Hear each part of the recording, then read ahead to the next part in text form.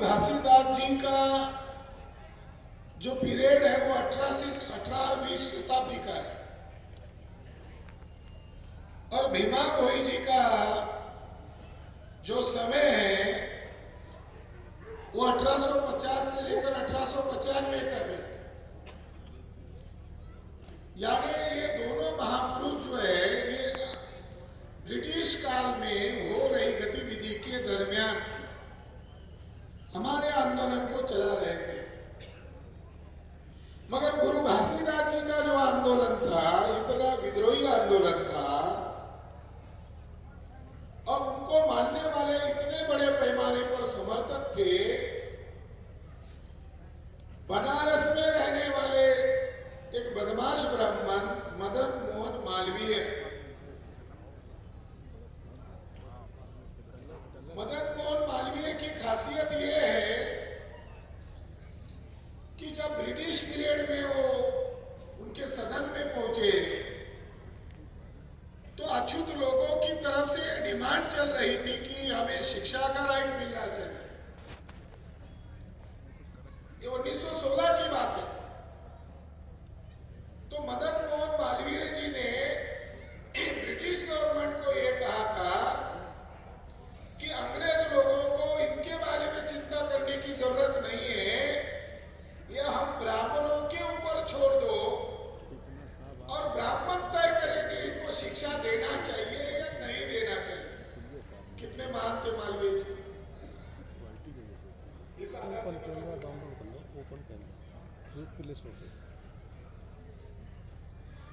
मदन मोहन मालवीय को भी गुरु घासीदास जी के आंदोलन से डर लगने लगा। यह आंदोलन 1756 के बाद आरंभ हुआ है और मालवीय कोई समकालीन भी नहीं है, गुरु घासीदास जी के समकालीन भी नहीं है। मगर बनारस में रहने वाले ब्राह्मण को सतनामी आंदोलन से इतना डर लगने लगा कि मालवीय ने छत्तीसगढ़ का एक ब्राह्मण नेता था सुंदरलाल शर्मा,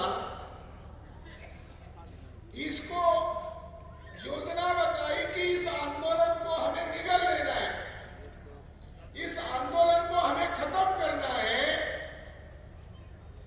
तो कोई भी महापुरुष जब पैदा होता है उसके आंदोलन के बाद, उसकी लड़ाई के बाद, उसके बड़े सैक्रिफाइस के बाद समाज उसको मानने लगता है।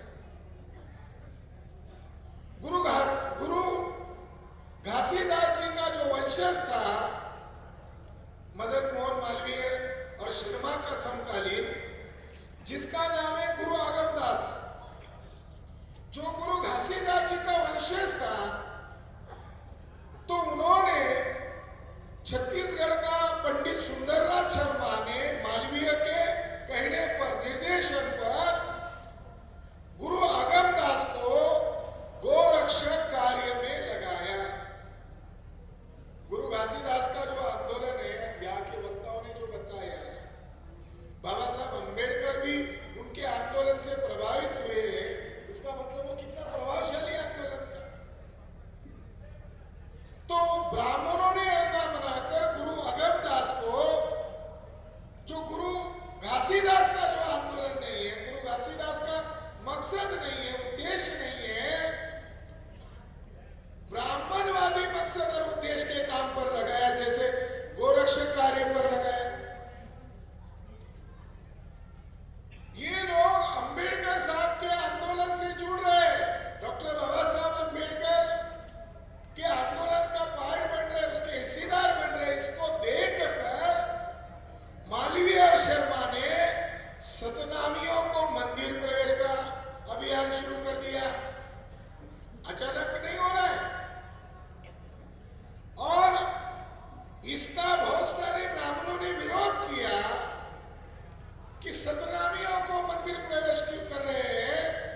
शर्मा का विरोध किया तो पंडित सुंदरलाल शर्मा ने क्या किया, सतनामियों को शुद्धिकरण के नाम पर जनेऊ पहनाया और गुरु आगमदास को और सतनामियों को भी जनेऊ पहनाया।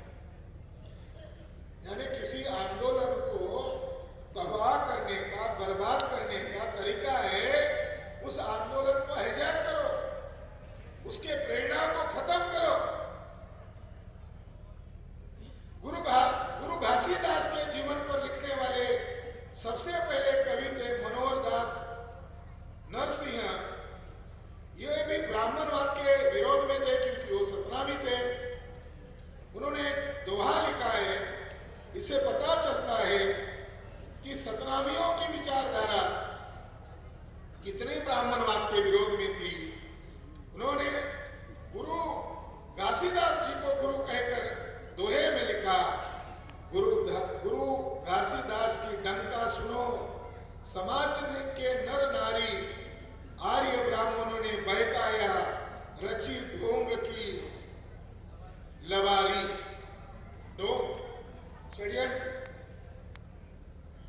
इस तरीके से गुरु घासीदास जी का जो आंदोलन है, यह आंदोलन वर्तमान में भी ब्राह्मणाइज किया जा रहा है। इस आंदोलन को खत्म करने की दुश्मनों के द्वारा साजिश की जा रही है।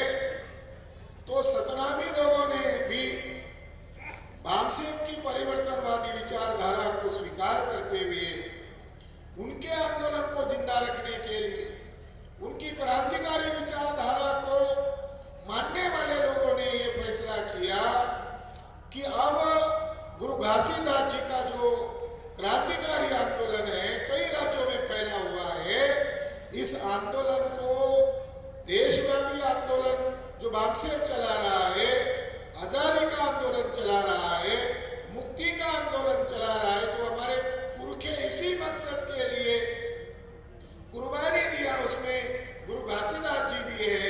उस आंदोलन को आज हम लोगों ने अडॉप्ट किया है, इसको स्वीकार किया है और इसको संगठित रूप से हम चलाएंगे और आने वाले समय में इसके अलग अलग राज्यों में असर और परिणाम नजर आएंगे। साथियों, राष्ट्रीय महिमा धम्म संघ जो संगठन है, ये भीमा भोई जी के मार्ग पर, उनके आदेश पर चलकर काम करने वाला संगठन है। संत भीमा भोई जी का जन्म 1850 में हुआ और उनका मृत्यु 1895 में हुआ। मैं जब ओडिशा में गया तो मुझे बड़ा आश्चर्य लगा कि लोग जाति चेतना को आधार बनाकर महापुरुष को भी जाति में लपेट लेते हैं, मगर संत भीमा भोई ऐसा महापुरुष हमें नजर आ रहा है कि वो किसी जाति विशेष का नहीं है, बल्कि बहुजन समाज का वो महापुरुष है। वैसे संत भीमा भोई उड़ीसा के कंद जनजाति के हैं, लेकिन उनको मानने वाले लोग आदिवासी तो है ही, उनको मानने वाले उड़ीसा में शेड्यूल कास्ट के भी लोग हैं और अदर बैकवर्ड कास्ट के भी लोग बहुत संख्या में, यानी उनकी मान्यता ओडिशा में सबसे ज्यादा है। भीमा भोई का जो मंदिर होता है, उसके अंदर कोई प्रतिमा नहीं होती है। ये महिमा धर्मी लोग जो है, ये संत भीमा भोई की कोई प्रतिमा नहीं रखते, वो शून्य को मानते हैं, शून्य यानी निर्वाण को मानते हैं। तो जो निब्बान है, जो निर्वाण है, जो इनलाइटमेंट है, उसको मानते हैं। मगर आजकल ओडिशा में आरएसएस और बीजेपी के लोगों के द्वारा भीमा भोई का जो जन्म स्थल है, वहां का जो मंदिर है, उसको कैप्चर कर लिया जाता है और वह 5 दिन लक्ष्मी की पूजा होती है। वैसे लक्ष्मी जो है, ये ब्राह्मणों की देवता नहीं है, इसका मूल नाम महामाया है और ये महामाया बुद्ध की माया है, ये भारत की असली भारत माता है। उसको मैं भारत माता इसलिए कह रहा हूं कि ब्रिटिश लोगों ने, खासकर कि मेजर जनरल कनिंघम ने मध्य प्रदेश का एक स्तूप खोजा, सम्राट अशोक द्वारा बनाया, और उस स्तूप को खोजने के बाद उन्हें डर लगने लगा कि ये इसको डिस्ट्रॉय ना कर दे, तो उन्होंने उस स्तूप को उठाकर कोलकाता लेकर आए। उसके रिलिंग को, उसके गेट को, उसके बहुत ही पत्थर और बहुत ही वजनदार पत्थर है, उसको पूरी स्तूप को उठाकर ले आए और वो आज कोलकाता के रॉयल एशियाटिक सोसाइटी के म्यूजियम में है, जो भारत के बहुमूल्य, भारत और पाकिस्तान से लेकर पूरे एशिया में जो बुद्धिस्ट मॉन्यूमेंट्स है उसको ढूंढ ढूंढ कर उन्होंने कोलकाता के म्यूजियम में रखा है। वहां पर इस महामाया की प्रतिमा नजर आती है, जिसके दोनों तरफ दो हाथी है और वो जल डाल रहे हैं। और हिस्टोरियन लोगों ने लिखा हुआ है, आज ब्राह्मण लोग जिसको महालक्ष्मी कह रहे हैं, विष्णु की पत्नी बता रहे हैं, ये सब मिथ्या बातें हैं। ये ओरिजिनल महामाया है